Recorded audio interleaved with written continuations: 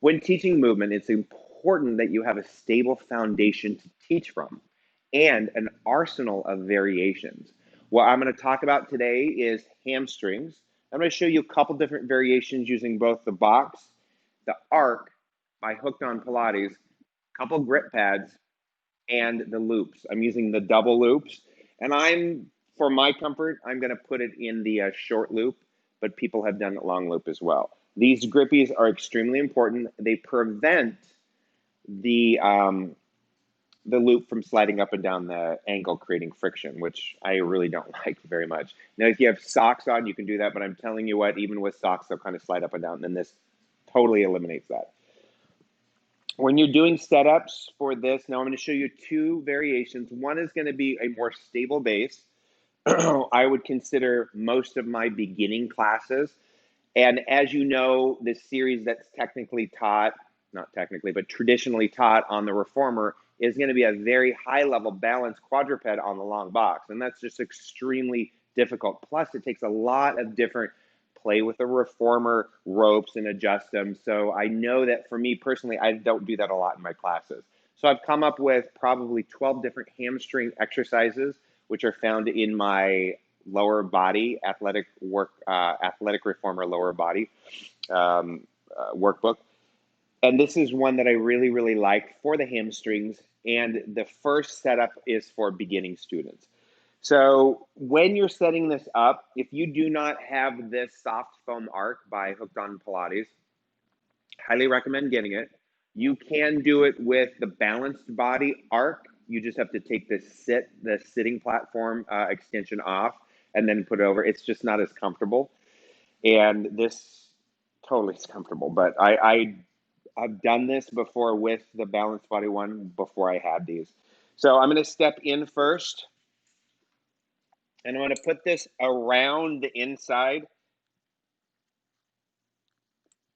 of my ankle and then kind of adjust that so it's on it. All right. So once I've got that there, I'm also going to take this and loop it once around just because I want to make sure that I'm going to get, yeah, there we go, that I've got a little shorter so I don't have to play around with the rope length.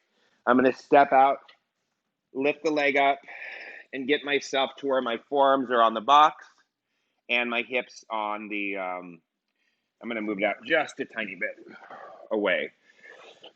There we go. All right. So it's very comfortable. Pelvis is stable. Forearms, upper body stable. This is the variation I would say works really great for new students. With that, the grip around it, it's very comfortable. There's no friction and no sliding. So that's something I highly recommend. Now, to take it up a notch, you want to just walk the body forward a little bit more.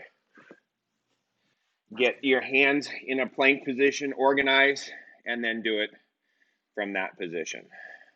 Always make sure you're doing your best to keep your abs in. Organize the lats, pecs, and abs. Really keep that long spine by really creating that axial elongation. So both exercise variations of that hamstring series are pelvic stable. Now, as I talked beginning of the class, when we do the series on the box, which is our traditional, I really want you to see why that series is so important. When we're on the reformer and we're like this, that's very unstable for the whole body. It's unstable for the pelvis.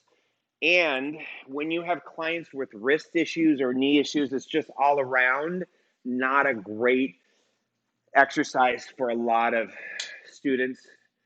And it's not something I feel too comfortable with because it's not to say it's not an effective exercise. It's a high level balance training exercise targeting the hamstrings. But there are so many different, more efficient ways to do it and in a more stable environment, which is what today's video is about. It's about creating a more stable environment. You can probably just on the search, if you want more hamstring exercises, I've got quite a few. I've got some standing ones, some standing lunge series on the floor with the long box upended, some sitting on the box.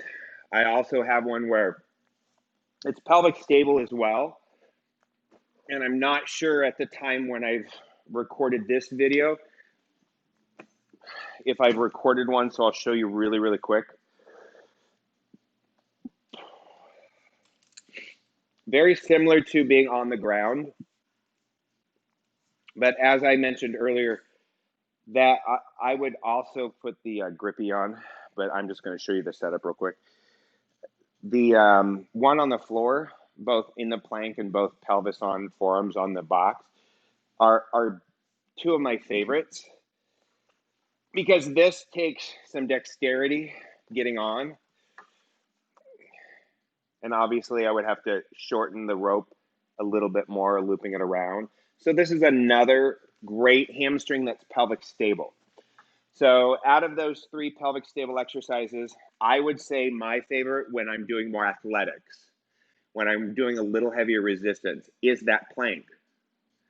It's the most stable base for my pelvis, and I really have all that upper body strength. So give the 2 variations on the ground a try. The most important thing is when you're setting it up, you don't want your box offline from the swivel pulley. So as you can see, I've got the center of my box lined up. So what I don't want is the box way out here, and that's my center. Otherwise, it's going to be a pull me. So that's one very important aspect when you're setting it up for the ground, to do the hamstrings on the ground, to make sure you're lined up with a swivel pulley. Now, if you have minimal space between your reformers, so let's say my next reformer's, right there. What I just have to do is, instead of looping it around here, I'm going to loop it around there and maybe do it 2 or 3 times around there. So I've got it choked up really, really tight.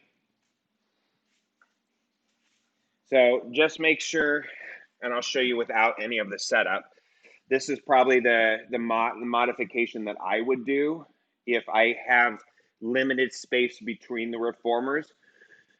And just angle your body appropriately. If I need to angle it more that way or whatever, just make sure the center, the swivel pulley is lined up with that.